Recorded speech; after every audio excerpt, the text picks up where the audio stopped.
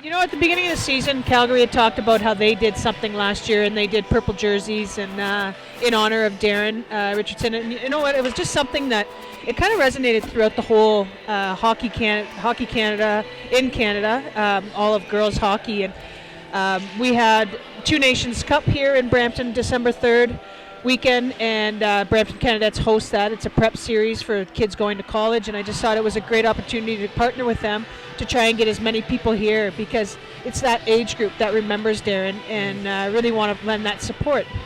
I think it's a great cause. It's mental health for youth, for girls, and to pinpoint girl hockey players. I mean, I've seen it throughout my career. So many of the girls here have seen it throughout their career, so I just thought it was a great cause. Well, and I'm glad you mentioned that, because someone who participated at the pinnacle, at the highest level, I'm sure you can speak firsthand in terms of the challenges both on and off the ice as being an athlete, trying to manage your life and everything that goes on around it, and the importance of talking and knowing where your mental health is at. Yeah, I mean, I think there still needs to be a lot of things behind the scenes that need to be done in order to push it forward more. But absolutely, I mean, you think we're playing hockey and you think we put our helmets on and we're all very secure individuals, but when you really dig down deep, I mean, we all have our insecurities and we're not as confident as what people think, and those are the things that people need to take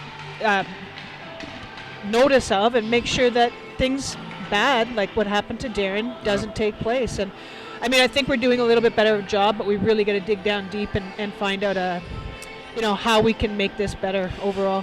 As someone who's struggled with mental health myself at times, I think you can also reinforce the fact that just talking about it, having a venue to reach out to, someone to be able to speak to, how important that is. Yeah, I mean, I think we can't be embarrassed to talk about it. It's about anything, as it's being confident, being secure, that if we bring it up and we talk to a parent about it or a friend about it, that they're not going to laugh at us. And I think that's the environment that we need to create in a dressing room, in our friends circle, at home. And I mean, I think that's, talking about it, bringing it out in the open. People know that other people are suffering from the same thing is going to be really, really important going forward. Now, you do have one of the jerseys with you, and great jerseys that the Brampton Thunder wore. A little flat. I mean, not quite compared to the coat that I'm wearing, but yes, very flashy from your standard look. Absolutely. And it wasn't just the jerseys. You guys held a auction for the game-worn jerseys. You helped raise some money, so